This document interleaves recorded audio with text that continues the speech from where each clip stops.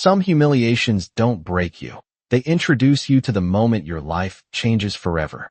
The crystal chandelier above shimmered like 1,000 judging eyes as Maya Carter stood frozen in the center of the ballroom, her fingers tightening around the delicate stem of a champagne glass she couldn't afford to hold, let alone belong among. The soft hum of polite laughter and clinking silverware wrapped around her like a suffocating blanket. And for a brief second, she wondered why she had even come, why she thought she could walk back into a room that had once quietly decided she was never enough. Not for him, not for this world, not for the life he chose after her. And then it happened, a careless tilt of a wrist, a flicker of a smile too sharp to be kind, and suddenly a splash of cold liquid stained the front of her simple navy dress, the silk clinging to her skin as gasps turned into muffled chuckles, and Vanessa Clark, flawless in her ivory gown, tilted her head just slightly, lips curved with practiced innocence. "Oh my God, I'm so sorry. I didn't see you there."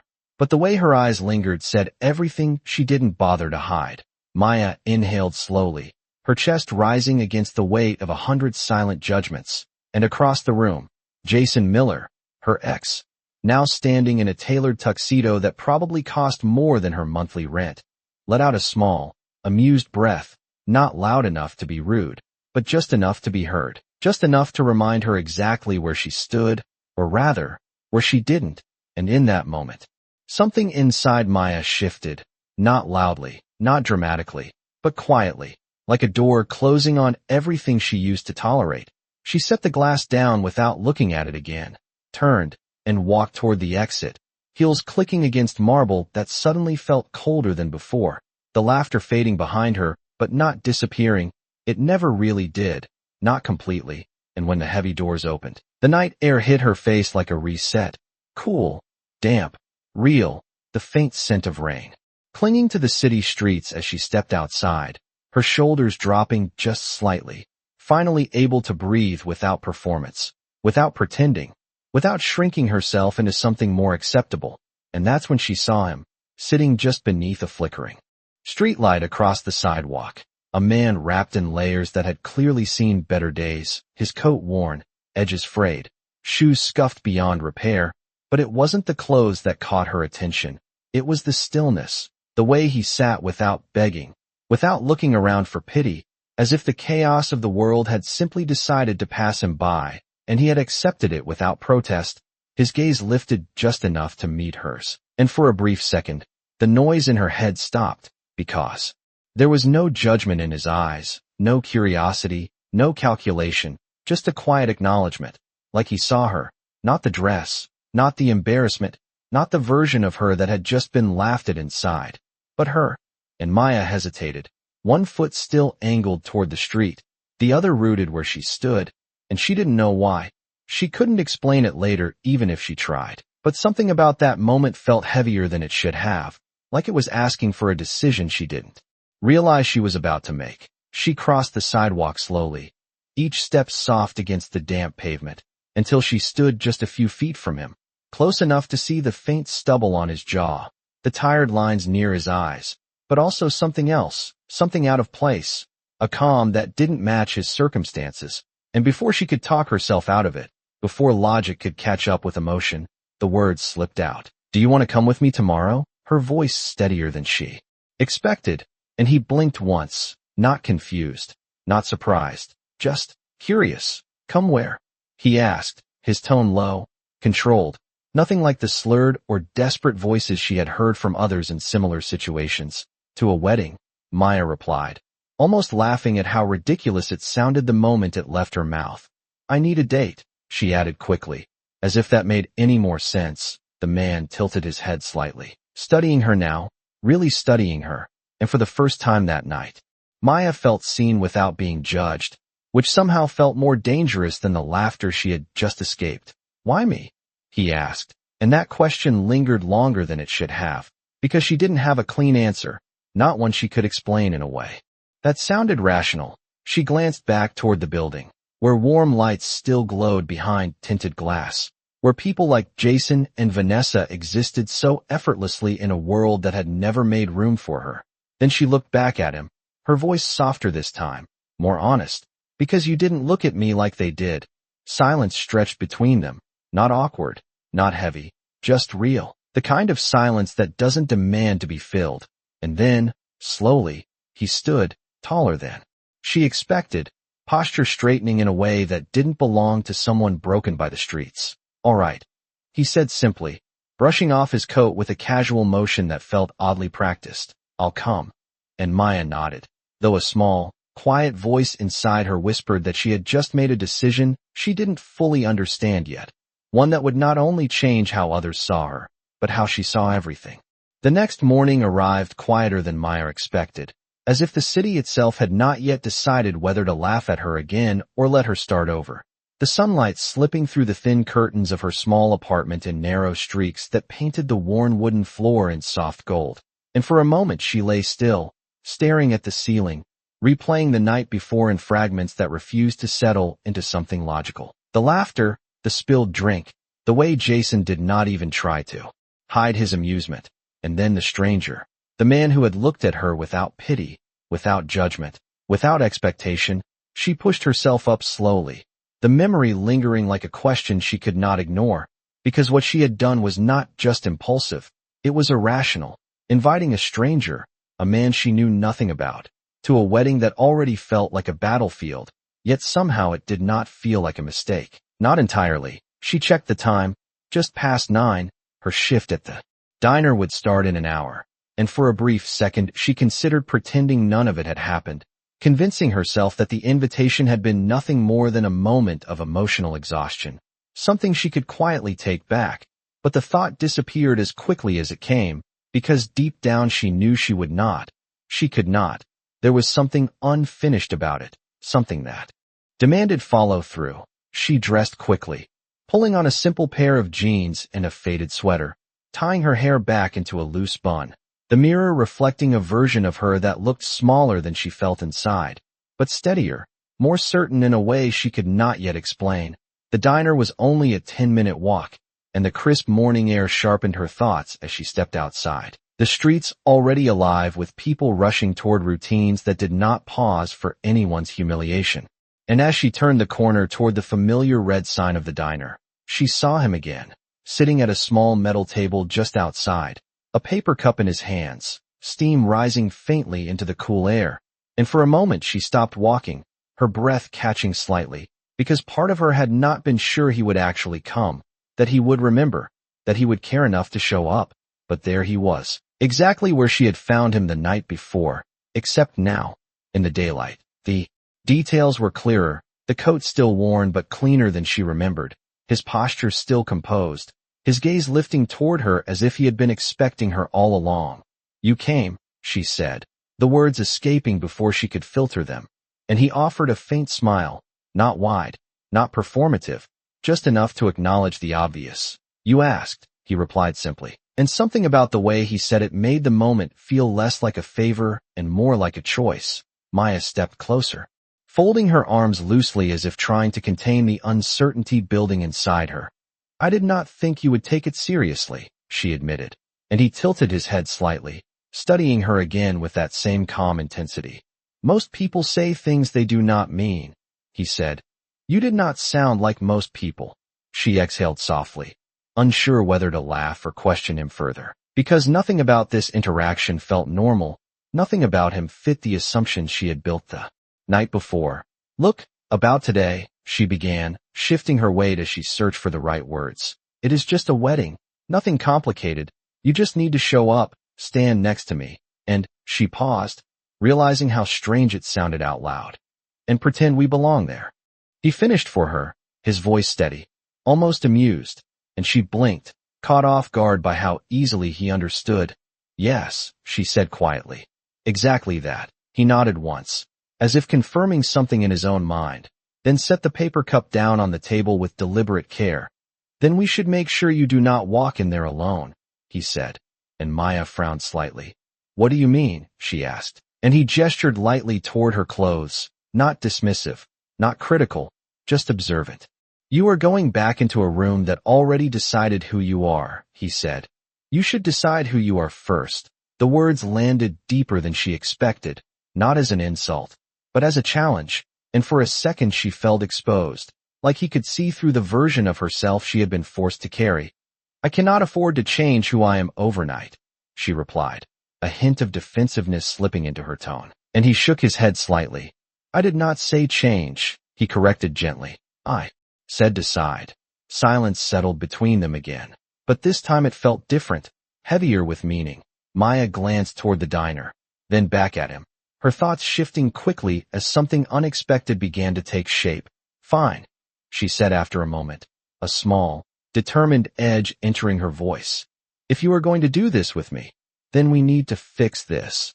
She gestured vaguely toward him, her expression softening just enough to keep the words from sounding harsh, and he looked down at himself briefly before meeting her eyes again. "Fair enough," he said, and there it was again, that quiet confidence, that absence of embarrassment that did not match his situation. Maya turned toward the street, already moving. "There is a place 2 blocks from here," she said. "They do cheap cuts, nothing fancy, but it will help."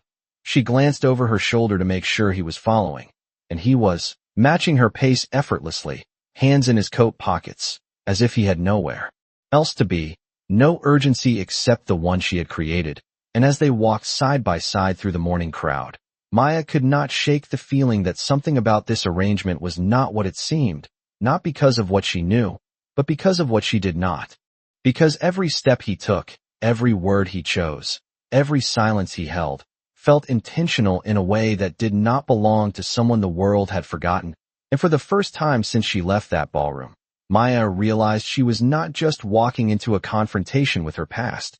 She was walking into something far less predictable, something that had already begun the moment she chose him, even if she did not yet understand why.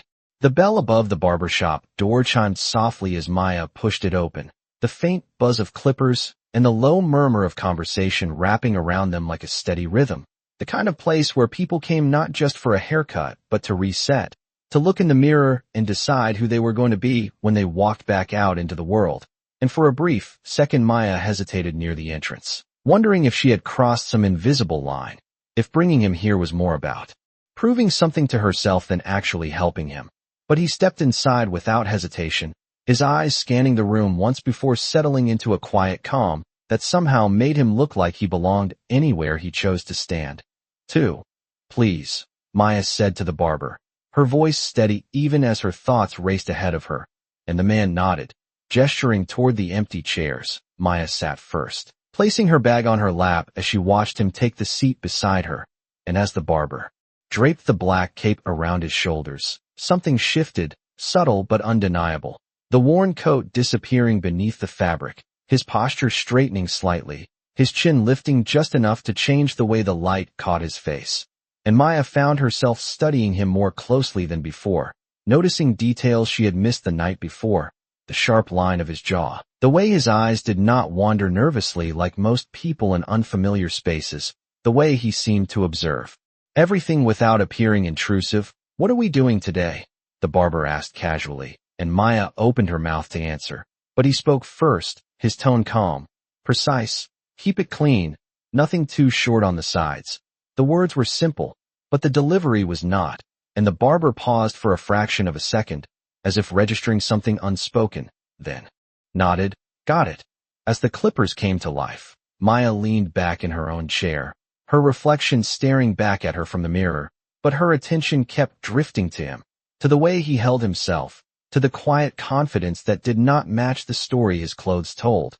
And for the first time, doubt crept in, not about bringing him, but about who he really was. Minutes passed in the steady rhythm of trimming and shaping, and when the barber finally spun his chair around, the difference was immediate, not dramatic, not flashy, but undeniable. The man sitting there no longer blended into the background, his features sharper, his presence clearer, like something that had always been there was simply uncovered. Maya felt her breath catch slightly, though she quickly masked it. "Better," she said, trying to keep her tone casual, and he met her eyes through the mirror, a faint hint of amusement flickering across his expression. "You expected worse," he replied, and she shrugged lightly. "I did not expect anything," she said, though they both knew that was not entirely true. After they paid, stepping back out into the late morning light, the city seemed a little louder now, a little more aware, as if the world had adjusted its focus without telling them. Maya walked a few steps ahead before slowing down, turning to face him fully for the first time since they entered the shop. "We are not done," she said, her gaze dropping briefly to his coat, then back to his face. "There is a store down the street. Nothing expensive, just something presentable," she added, choosing her words carefully, and he followed her glance, then nodded once. "Lead the way." Inside the store, racks of neatly folded shirts and simple jackets lined the walls, the air carrying the faint scent of new fabric and polished floors. Maya moved quickly at first, scanning sizes, textures, colors that would not draw attention but would not invite ridicule either, and she handed him a plain white shirt. A dark blazer, nothing flashy, nothing that screamed for attention. "Try these," she said, and he took them without question, disappearing into the fitting room with a quiet ease that again felt out of place. As Maya waited, she crossed her arms, her fingers tapping lightly against her sleeve as her thoughts spiraled. Who was he, really? Because nothing about this felt like charity anymore. Nothing about him felt like someone who needed saving. If anything, it felt like she was stepping into something she did not fully understand. The curtain shifted, and he stepped out, and for a moment, the world seemed to pause just slightly, not because he looked different, but because he looked right. The clothes fit as if they had been chosen for him, his shoulders squared, his gaze steady, and Maya blinked, caught off guard by the transformation that was not a transformation at all, just a clearer version of what had already been there. "This works," she said quietly, more to herself than to him, and he adjusted the cuff of his sleeve with a small, practiced motion that made her pause again. "You have done this before," she said, narrowing her eyes slightly, and he glanced at her, the corner of his mouth lifting just a fraction. "Everyone has worn a suit at some point," he replied, but the answer felt incomplete, like a sentence missing its ending. Maya stepped closer, her voice lower now, more direct. "You do not act like someone who lives on the street," she said, and for the first time, something flickered in his expression, not discomfort, not fear, but something more controlled, something deliberate. "And you do not act like someone who believes what they were told about themselves," he answered, turning the question back on her without raising his voice. And the air between them shifted again, charged with something unspoken. Maya held his gaze for a second longer, then exhaled slowly, stepping back. "Fine," she said, shaking her head slightly, as if dismissing the thought for now. "Whatever your story is, it does not matter today," she added, though part of her knew that was not entirely true. They left the store together, the bag tucked under her arm, the afternoon sun casting longer shadows across the sidewalk as time moved forward whether she was ready or not, and as they walked side by side toward whatever came next, Maya could not ignore the quiet realization settling in her chest, that this was no longer just about proving something to Jason or surviving another moment of humiliation. This was about something else entirely, something she had not planned for, something that had started the moment she chose him without knowing why. And now, as she glanced at him walking beside her, composed, steady, unreadable, she understood one thing clearly. Whatever was about to happen at that wedding, it was not going to go the way anyone expected, not even her. The city shifted as afternoon leaned toward evening, the lights softening into that golden hour that made everything look a little more forgiving than it really was. And Maya stood at the edge of the sidewalk with the garment bag in her hands, her fingers tightening slightly around the thin plastic handle as cars passed by in a steady stream, each one a reminder of the distance between where she stood and where she was about to go. She glanced at him beside her, now dressed in the simple blazer and white shirt, the transformation settling more naturally with every minute, not like something new, but like something returning, and for a brief second she felt a flicker of unease, not fear exactly, but the awareness that she had invited something into her world that did not quite fit the rules she understood. "The venue is about 20 minutes away," she said, her voice steady as she checked the address on her phone. "We can take the bus," she added, almost automatically, and he nodded. "Without hesitation, whatever gets us there," he replied, as if the method did not matter at all. They walked toward the stop together, the quiet between them no longer awkward, but filled with something unspoken, something building. The bus arrived with a low hiss, doors opening as a handful of passengers stepped off, and they climbed on, Maya swiping her card before moving down the aisle. Choosing a seat near the window, he followed, sitting beside her with the same composed presence that had begun to feel strangely grounding. The bus jolted forward, merging into traffic as the city passed by in fragments of glass, steel, and movement. Maya watched her reflection faintly in the window, layered over the blur of buildings, her expression calmer than she felt inside. "You still have time to change your mind," she said suddenly, her eyes still on the glass. "This is not your problem." He turned slightly toward her, studying her profile. "You asked me to come," he said simply, and she nodded. "I know, but you did not sign up for whatever this is." She gestured vaguely, searching for the right word. "A room full of people who already decided who you are before you even walk in." He considered her words for a moment, then leaned back slightly, his gaze shifting to the passing city outside. "That sounds familiar," he said quietly, and something in his tone made her glance at him, really look at him. But his expression remained unreadable, calm, controlled, like always. "Why are you really doing this?" she asked, her voice softer now, less guarded, because the question had been building since the moment he agreed, and he did not answer right away, the silence stretching just long enough to feel intentional. "Because you asked without expecting anything in return," he said finally, and she frowned slightly. "That is not true. I expect you to pretend to be my date," she replied, and the corner of his mouth lifted just slightly. "That is not the same thing," he said, and she looked away again, unsure how to respond, because he was right in a way she did not want to admit. The bus slowed as it approached their stop, the announcement echoing faintly overhead, and Maya stood, adjusting the strap of her bag as they moved toward the exit, stepping off onto a quieter street lined with manicured trees and wide sidewalks that immediately felt different from the neighborhood she knew. The air even seemed quieter here, more controlled, as if noise itself had been filtered out. "It is this way," she said, checking her phone again before leading the way down the block. The venue appeared gradually, a large estate set back from the road, white columns rising against the fading sky, warm lights glowing from within like an invitation that was not meant for everyone.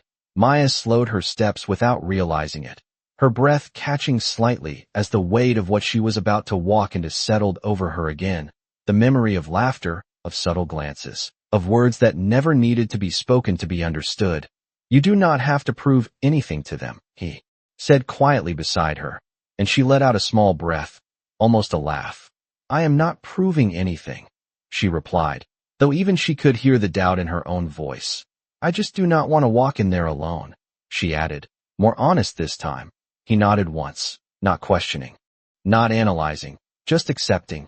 They reached the entrance, where a line of cars pulled up one after another, valets opening doors, guests stepping out in tailored suits and flowing dresses. Laughter softer here, more polished, more controlled.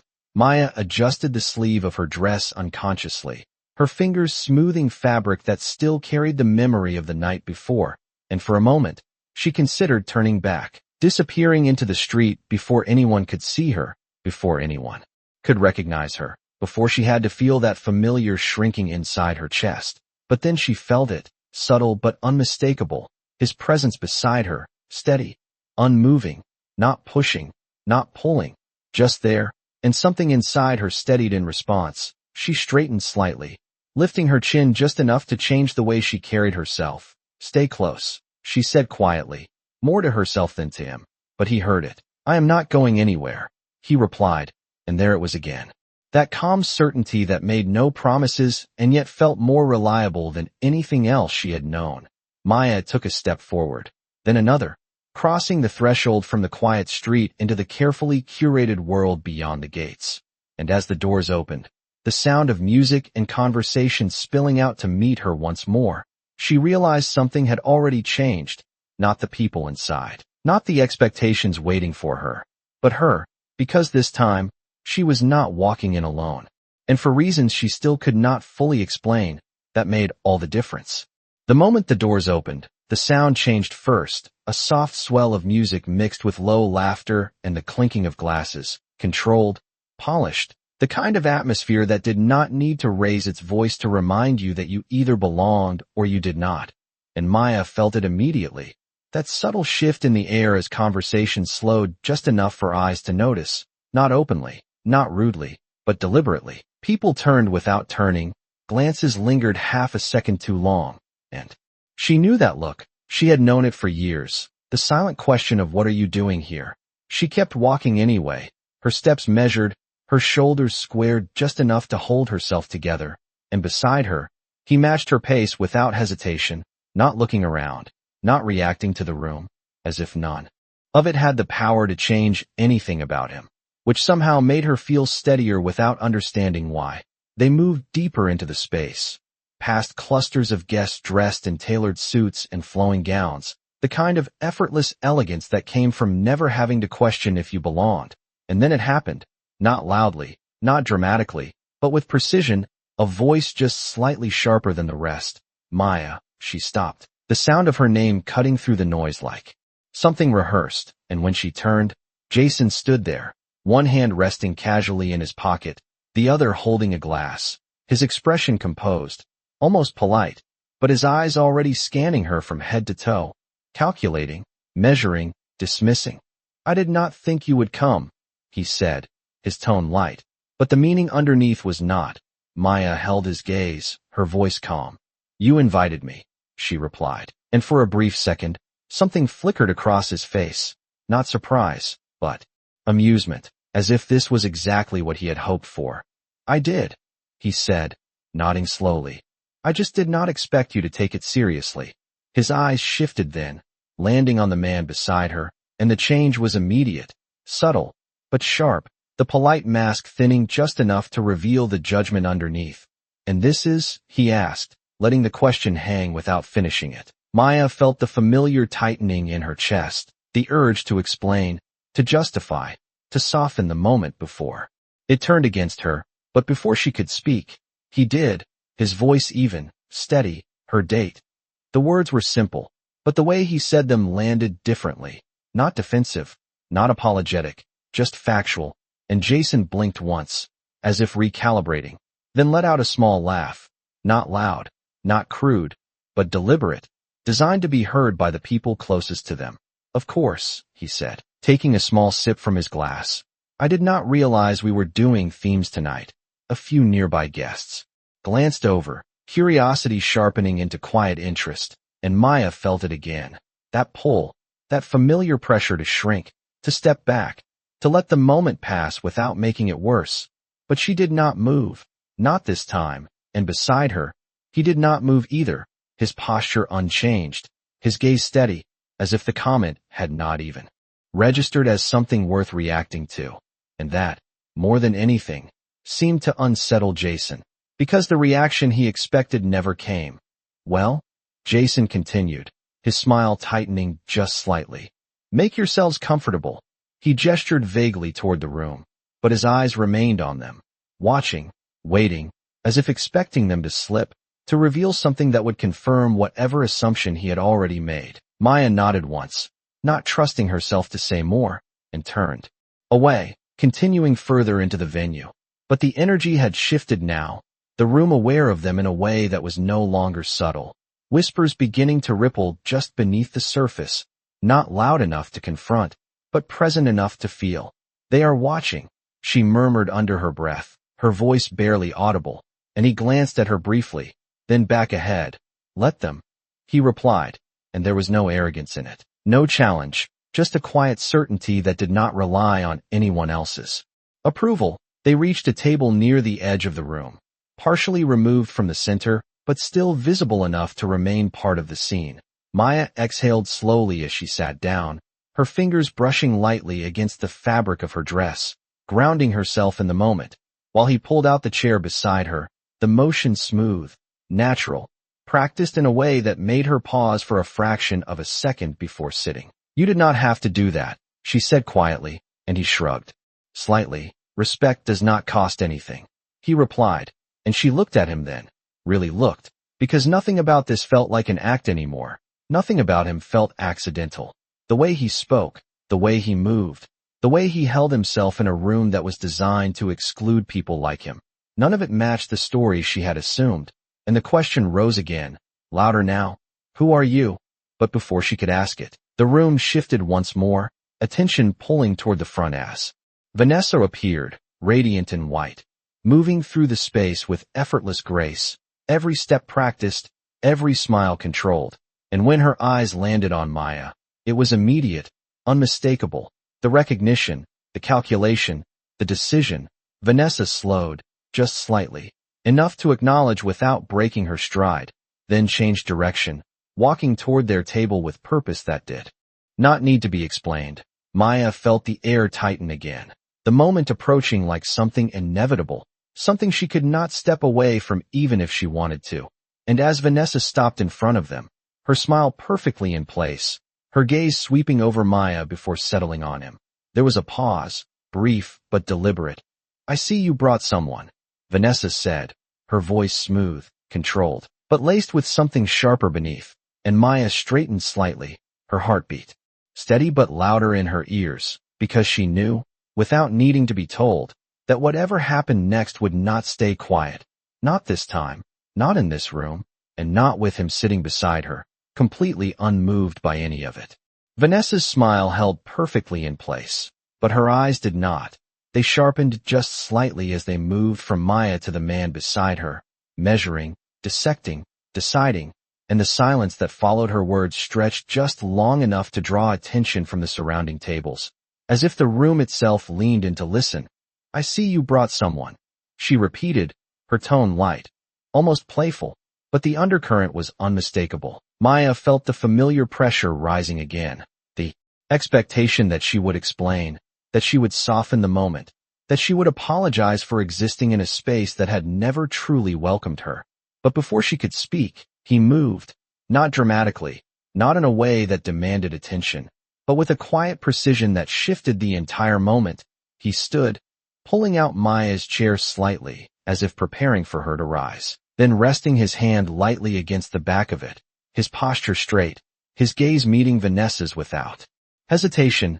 Yes, he said, his voice calm, steady. She did. And there was something in the way he spoke that did not ask for permission, did not seek approval. It simply stated reality as it was. Vanessa's expression flickered for the briefest second, a crack in the polished surface, not enough for most to notice, but enough for Maya to feel, because for the first time, the control of the moment was not entirely in Vanessa's hands. How? Unexpected, Vanessa replied, her smile tightening, just slightly as she tilted her head, her gaze drifting over his clothing, lingering just long enough to make her judgment clear without saying it out loud. We like to keep things elegant here, she added, her words carefully chosen, her tone still soft, but the message sharper now, and Maya felt the heat rise in her chest, the old instinct to shrink, to apologize, to step away before it became worse. But again, he did not move. He did not look away. He did not react the way they expected him to. Instead, he reached for the back of Maya's chair and pulled it out fully, his voice low but clear. Please, he said to her, and for a second, the world narrowed to that single gesture, because it was not just about the chair, it was about the way he refused to let the moment define her. Maya hesitated only briefly before standing, allowing him to guide the chair as she rose, her movements slower now, more deliberate, as if she was stepping into a version of herself she had not fully claimed before. And when she stood beside him, the dynamic shifted again, subtle but undeniable. We will be fine, he added, his gaze still on Vanessa, not confrontational, not aggressive, but firm in a way that did not invite further challenge. Vanessa's smile remained, but her eyes cooled slightly, calculating, reassessing, because whatever she had expected from this interaction was not unfolding the way she had planned. Of course, she said after a moment, her voice returning to that smooth, controlled tone. Enjoy the evening. And with that, she turned, her gown catching the light as she moved away, her attention already shifting to the next conversation, the next performance. But the ripple she left behind did not disappear. It spread, quiet whispers threading through the room, glances sharper now, curiosity mixing with something else, something harder to define. Maya exhaled slowly, her heart still beating faster than she wanted to admit. That was unnecessary, she murmured, though there was no real frustration in her voice, just a lingering disbelief at how he had handled it. And he looked at her, not dismissing her words, but not apologizing either. Respect is never unnecessary, he said. And again, the simplicity of it made it harder to argue. Maya shook her head slightly, letting out a small breath that almost sounded like a laugh. You keep saying things like that, she said, her eyes narrowing just slightly as she studied him. Like you believe them. And he met her gaze without hesitation. I do, he replied, and for a moment, neither of them spoke, the noise of the room filling the space between them. But something had changed, not just in how others saw them, but in how Maya felt standing there, because for the first time since she walked into that building, she did not feel like she was defending her place. She felt like she was choosing it. The music shifted slightly as the event moved forward, guests gathering closer to the center, conversations rising and falling in controlled waves, and Maya became aware of the way people were watching them now, not just dismissively, but curiously, as if trying to place something that did not fit their expectations. They are still watching, she said quietly, and he glanced around briefly, then back at her. Let them learn something new, he replied, and there was no arrogance in it, just a quiet confidence that made the statement feel less like defiance and more like truth. Maya looked away, her thoughts shifting, her earlier doubts about him growing louder now, because nothing about this felt accidental anymore. Nothing about him felt like a man who had simply been sitting under a streetlight the night before, and yet, he had been. She had seen it, she had chosen him, and now she stood beside him in a room that had once made her feel small, and somehow, she felt steady, and as she glanced back at him, watching the way he carried himself without effort, without hesitation, she realized something she had not allowed herself to consider before, that maybe this was not just about facing her past. Maybe this was about uncovering something she had not understood when she first met him, something that was only beginning to reveal itself, slowly, deliberately, like a story that refused to be rushed, and deep down, she knew, whatever truth was waiting beneath the surface, it was not going to stay hidden much longer. The music softened into a slow instrumental as the room subtly shifted toward the next phase of the evening. Conversations lowering, attention drifting toward the center where the ceremony would soon begin, but the tension around Maya's table had not disappeared. It had only changed shape, turning from open judgment into something quieter, more deliberate, like a room full of people waiting for something to confirm what they already believed. Maya could feel it in the way glances lingered just a fraction longer, in the way nearby conversations dipped when she moved, and for a moment, the old weight threatened to return, the familiar instinct to shrink, to disappear before the room decided for her who she was.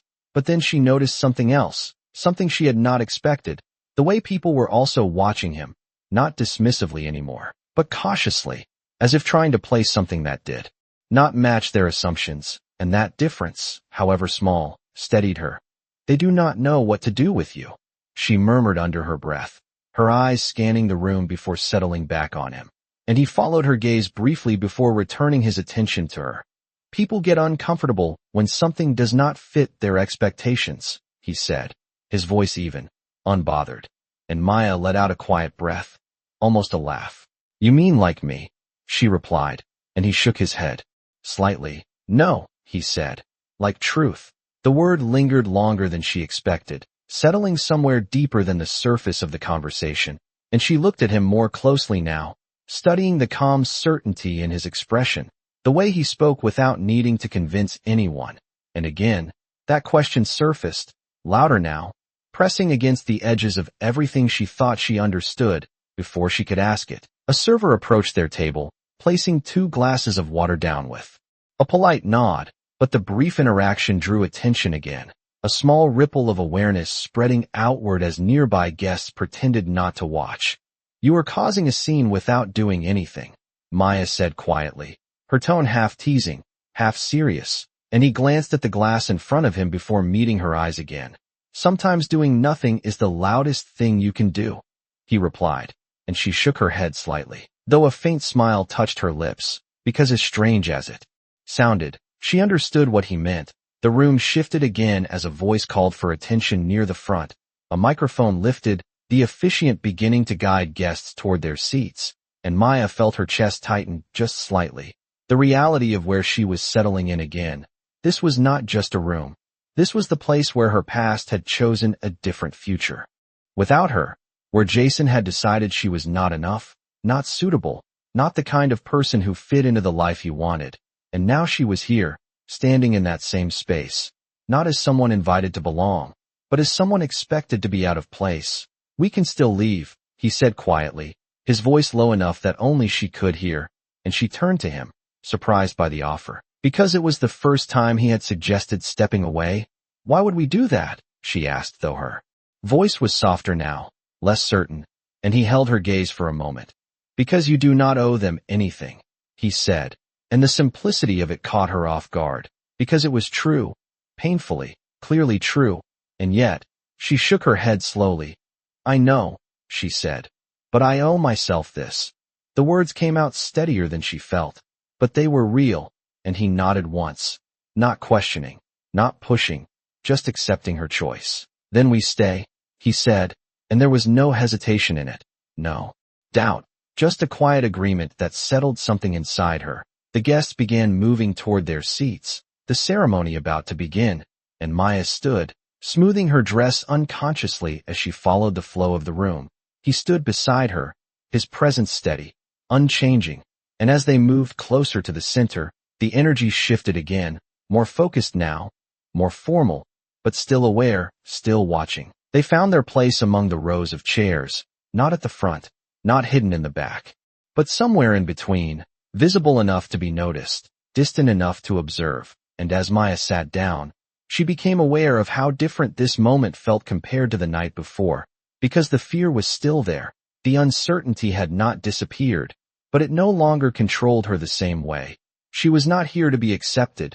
She was here because she chose to be, and that difference, however small, changed everything. The music swelled slightly as the ceremony began, the officiant speaking words that blended into the background as Maya's thoughts drifted, her attention pulling between the present moment and the quiet presence beside her, because no matter how much she tried to focus on the ceremony, her mind kept returning to him, to the way he fit into this space without trying, to the way he refused to be defined by it. And then, as if responding to the question she had not yet asked, his phone buzzed softly, a small, controlled sound that barely registered above the music, but he did not reach for it immediately.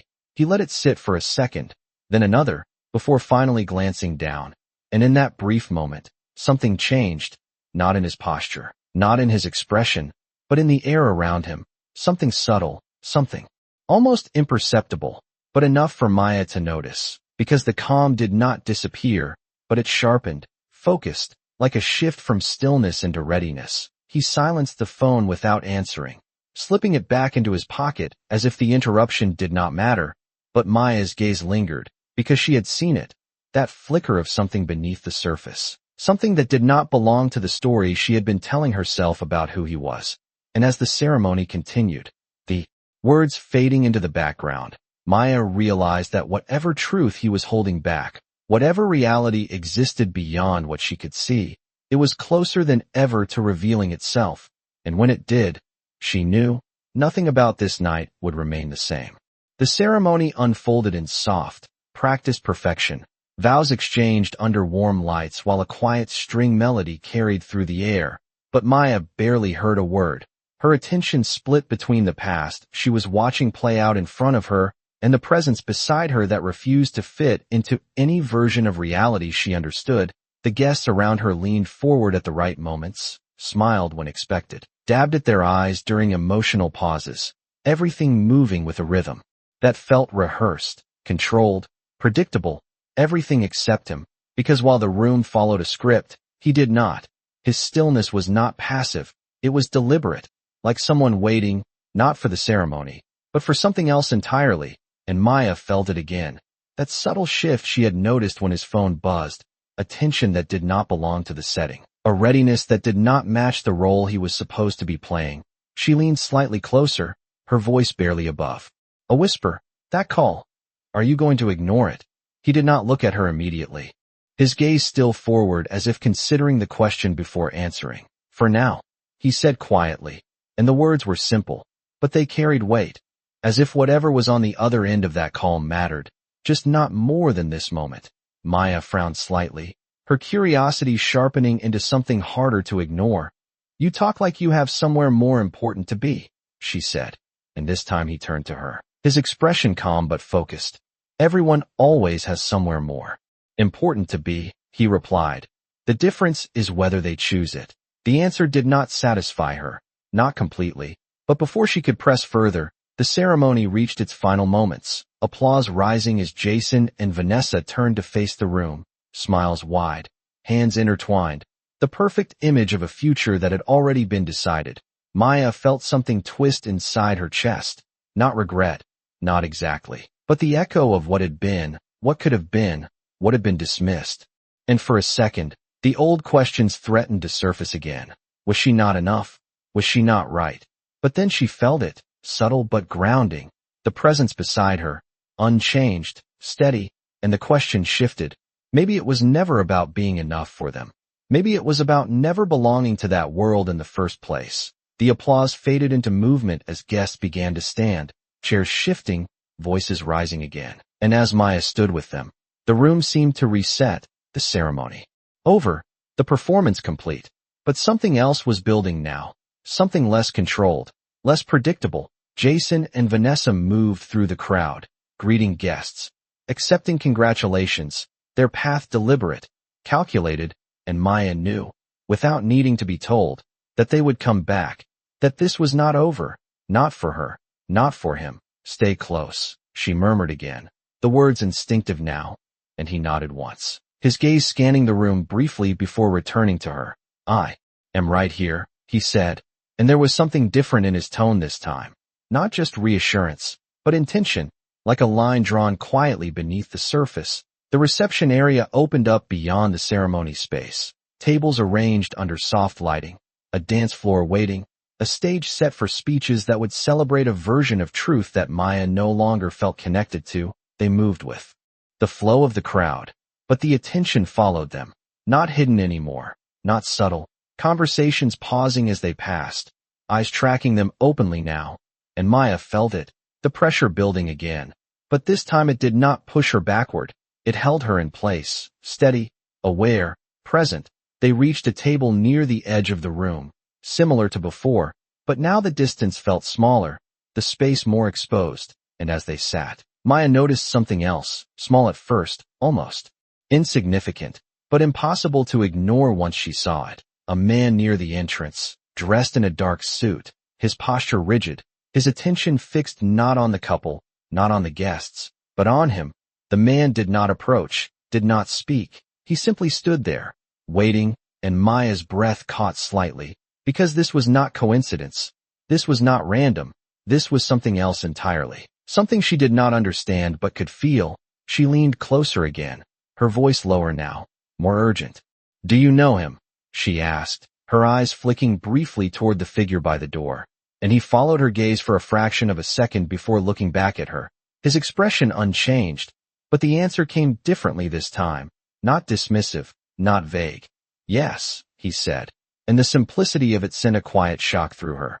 "Then why is he just standing there?" she pressed, her heartbeat picking up slightly as the pieces began to shift in her mind, and he exhaled slowly, his gaze steady on hers. "Because I told him to wait." The words landed heavier than anything he had said before, because they did not just answer her question, they opened another one, a larger one she could no longer ignore. Maya stared at him, her thoughts racing now, connecting fragments that had not made sense before. The confidence, the control, the way he moved through a world that should have rejected him.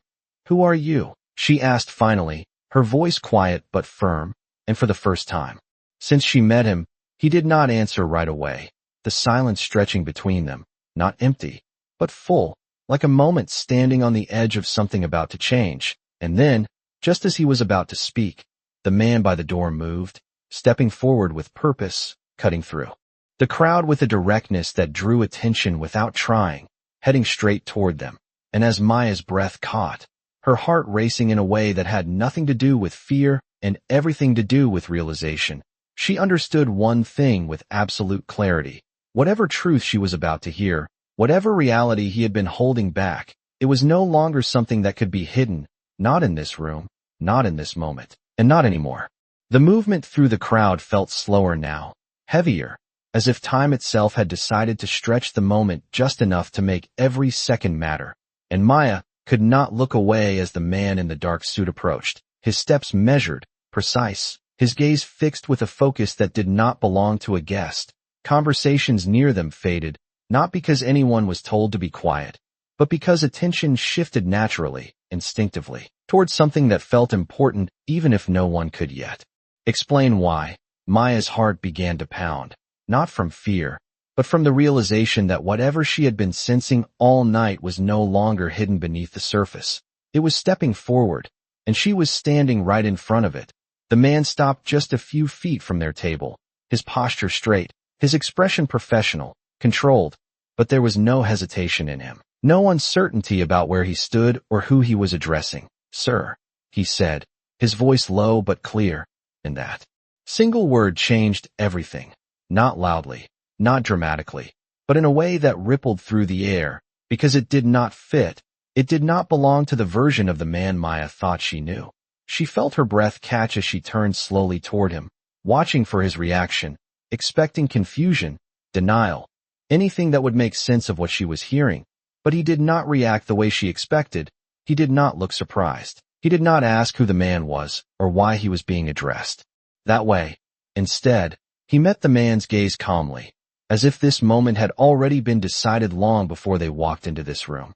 "You were told to wait," he said quietly, his tone controlled, not harsh, but firm enough to carry authority, and the man inclined his head slightly, respectful, but not apologetic. "I was." "Sir," he replied, "but the board has arrived, and they are asking for you." The words landed like a shift in gravity, subtle at first, then undeniable, and Maya felt it, the room adjusting around them, conversation stopping mid-sentence, glances sharpening into full attention, because this was no longer curiosity. This was something else, something that demanded understanding. Maya's mind raced, trying to connect the pieces, the confidence, the control, the way he had moved through every moment without hesitation, and suddenly, it was no longer a question of who he might be, but how she had not seen it sooner.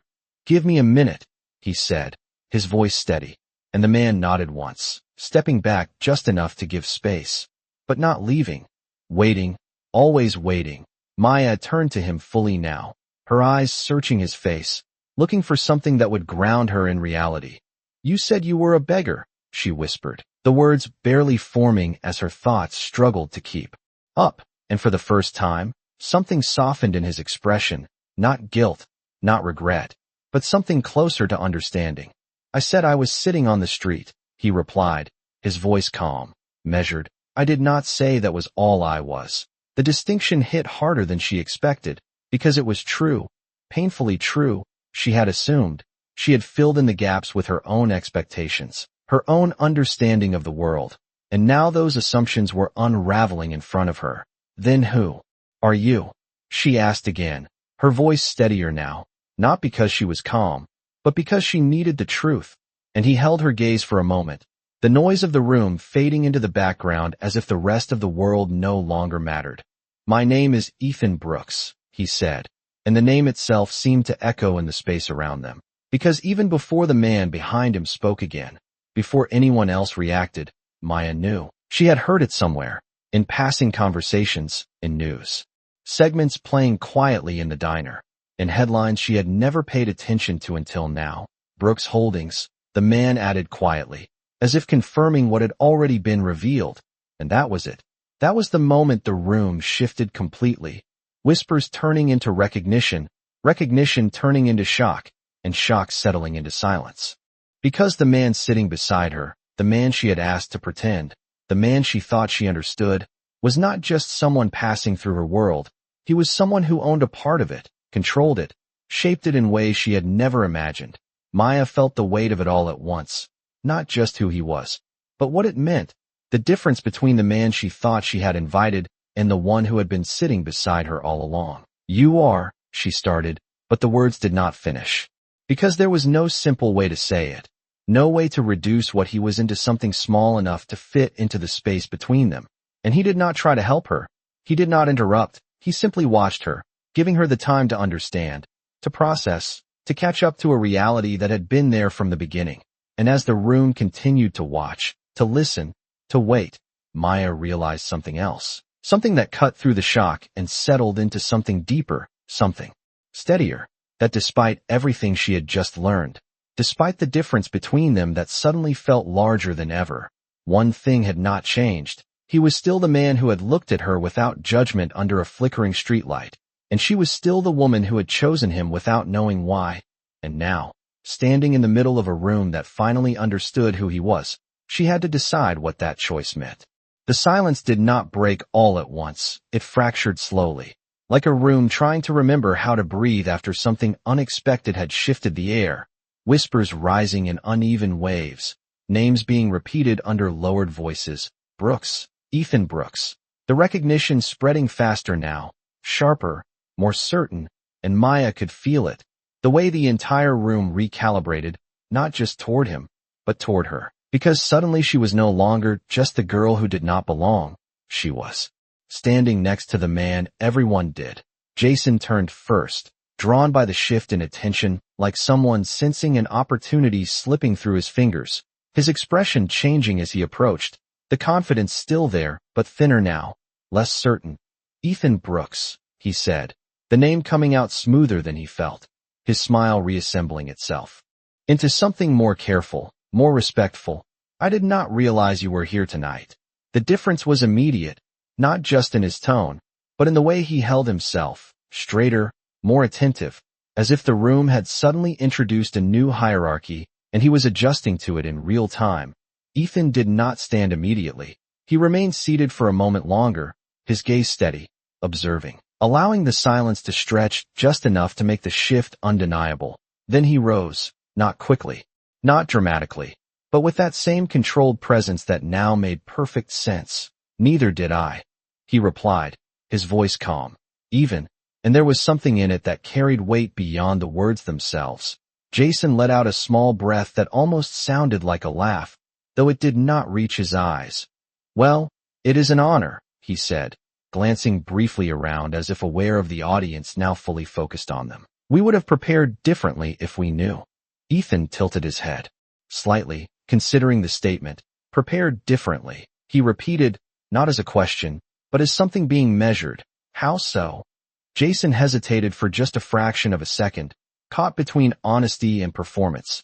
We would have made sure everything met your standards, he said finally, and the room seemed to lean in again, waiting, watching, because this was no longer about a wedding, it was about power, about perception, about the invisible lines that defined who mattered and who did not. Ethan's gaze shifted then, not to Jason, but to Maya, just for a moment, and in that glance, something passed between them, something unspoken but understood. Then he looked back at Jason, his expression unchanged. You already did, he said, and the words landed softly, but they carried a meaning that rippled through the silence. Jason blinked, not fully understanding. I am not sure I follow, he replied, his smile tightening slightly, and Ethan took a small step forward, closing the distance just enough to make the conversation feel more direct, more intentional.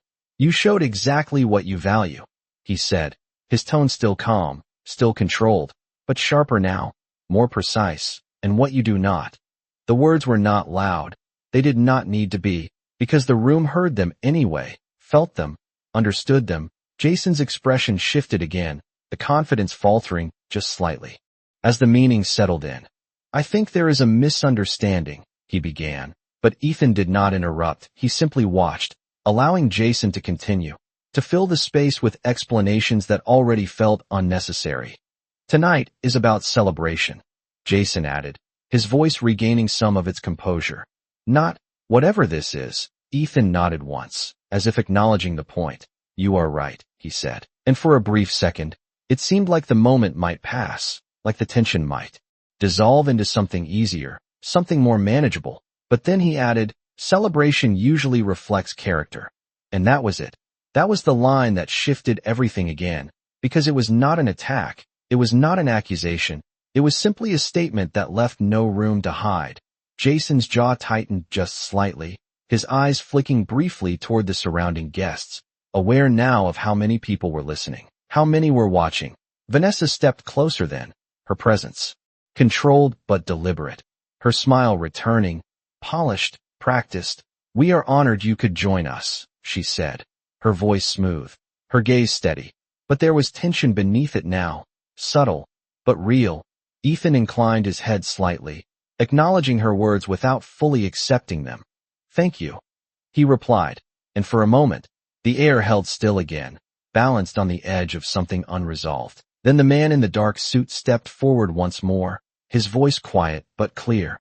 "Sir, the board is waiting in the East Wing."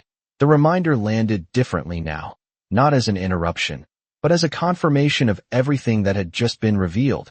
Ethan nodded once, then turned slightly, his gaze returning to Maya, and in that moment, the room faded again, the noise, the attention, the expectations, all of it slipping into the background. "I have to take care of something," he said, his voice softer now, more personal. "Will you be all right?" The question was simple, but it carried something more, not doubt, not concern in the way others might express it, but respect. Giving her the choice, Maya held his gaze, the weight of everything that had just happened still settling inside her. But beneath it, something steadier remained, something that had not changed since the moment she met him. "I will be," she replied, her voice calm, and he nodded once, as if that was all he needed to hear. Then he turned, following the man toward the far side of the room, the crowd parting almost instinctively to make space. And as he walked away, the attention followed him, drawn by the gravity of who he was. But Maya remained where she stood, the silence around her shifting again, no longer filled with dismissal, but with something else entirely, something closer to recognition. And as she stood there, in the same room that had once made her feel invisible, she realized that the balance had changed, not because of who he was, but because of what she had chosen. And now, for the first time, the room was beginning to see it too. The space Ethan left behind did not return to normal. It transformed, like a room that had been forced to acknowledge something it could no longer ignore. And Maya felt it immediately, the shift in how people looked at her, not with dismissal anymore, not with quiet amusement, but with a kind of cautious attention that felt unfamiliar, almost uncomfortable, as if they were trying to reconcile two versions of her that did not match, the girl they thought they knew and the woman who had just walked in beside someone they could not overlook. Conversations resumed, but softer now, more controlled, eyes flicking toward her in ways that no longer tried to hide their curiosity.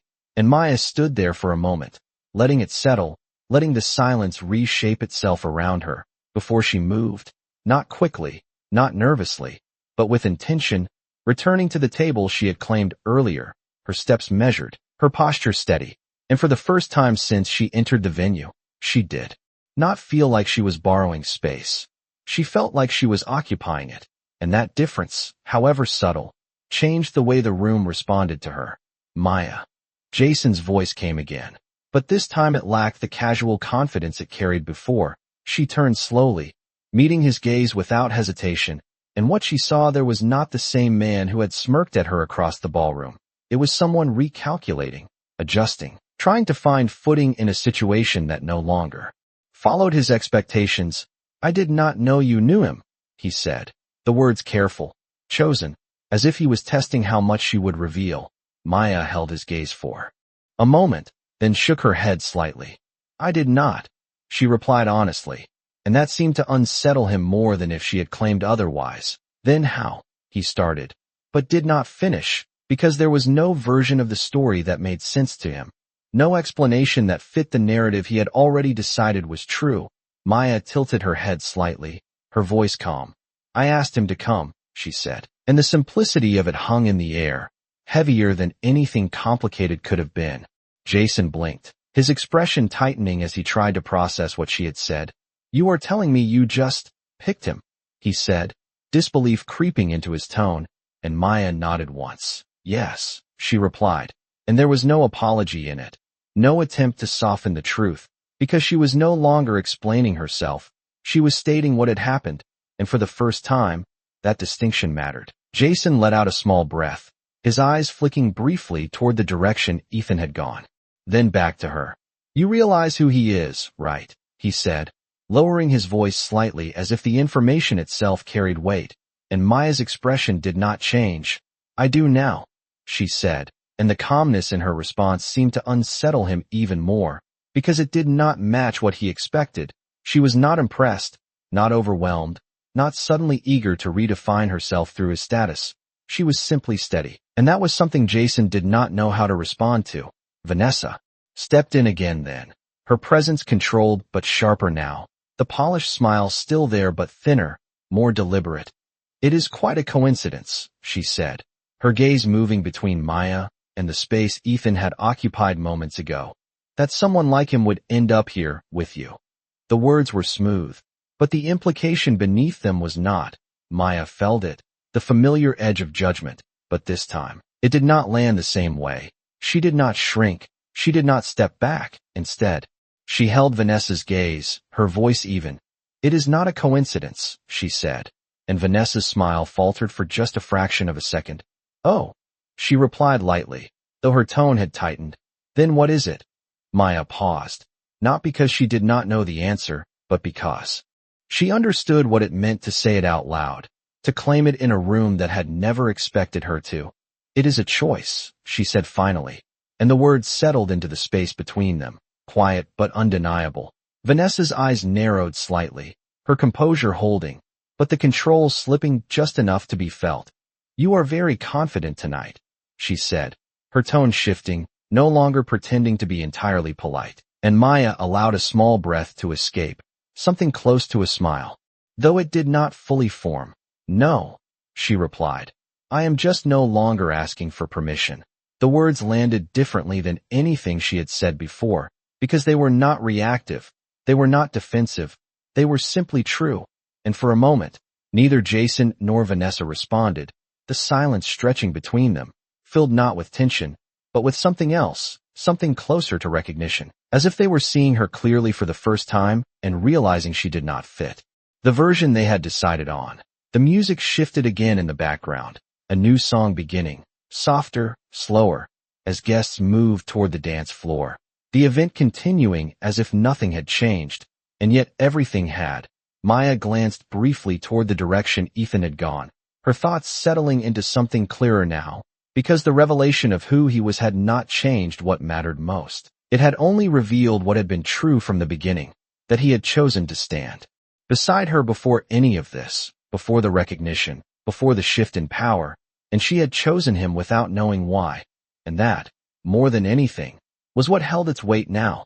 Not the title, not the influence, not the way the room reacted, but the choice itself.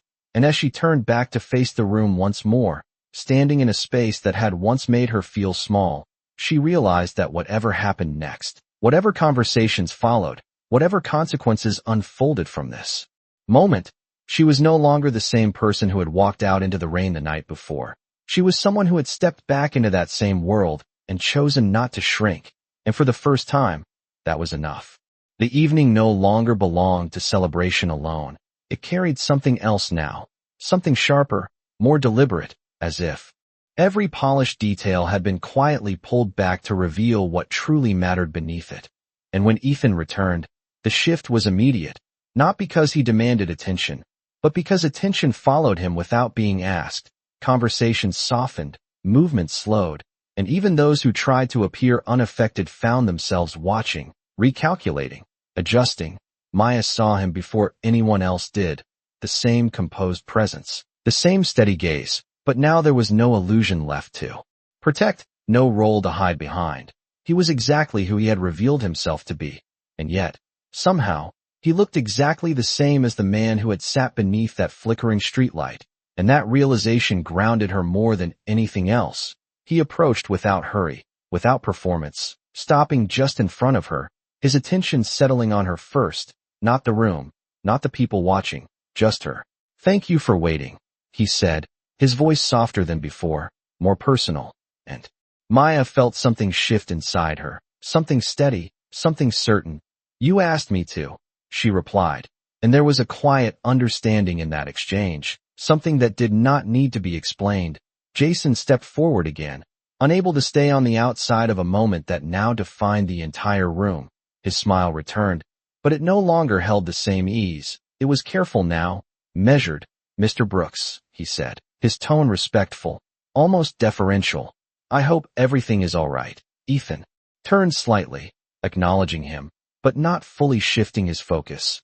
"Everything is clear," he replied, and the words carried weight, not just in what they said, but in what they implied. Jason nodded quickly, eager to align himself with whatever direction this moment might take. Good, he said, glancing briefly at Vanessa, who stood poised beside him, her composure intact but her attention sharper now, watching, analyzing. "We would be honored if you stayed for the reception," Vanessa added, her voice smooth, her smile controlled, but there was tension beneath it, a need to regain control of a situation that had moved beyond her expectations. Ethan considered the offer for a moment, not out of obligation, but as if weighing something more meaningful than appearances.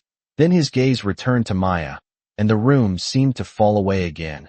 "Would you like to stay?" he asked her, and the question, simple as it was, carried more respect than anything that had been offered to her all night, because it was not about what he wanted, or what they expected, it was about her choice.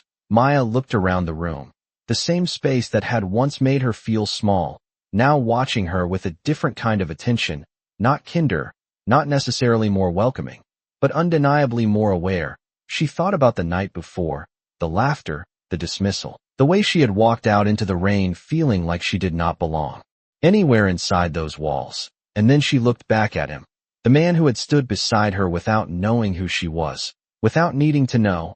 "No," she said calmly, and the word landed clearly, confidently, without hesitation, a quiet refusal that did not need explanation, a boundary that did not need to be justified. Jason blinked, surprised.